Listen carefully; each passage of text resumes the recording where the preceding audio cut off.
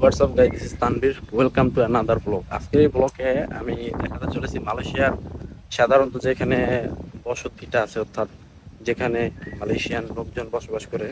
তো লিটারেলি সেখানে কি হয়, সেখানে কিন্তু তারা তাদের নিজস্ব ঘরবাড়ি থাকে, তারপর হচ্ছে একটা সুন্দর একটা পার্ক থাকে। এই পার্কের মধ্যে কিন্তু তারা হচ্ছে সকালবেলা উঠে প্রতিনিয়ত জিম করে।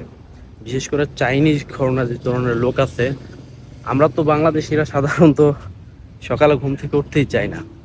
তো চাইনিজ জাতি, ওরা সাধারণত অনেক সকালে ঘুম থেকে ওঠে। ওঠার পর ওরা সেই সকালবেলার যেই শ্বাস প্রশ্বাস বা গাছগাছালির যে আবহাওয়াটা থাকে, সেটা কিন্তু অনেক মনোরম বা শরীরের জন্য অত্যন্ত বেশি ভালো।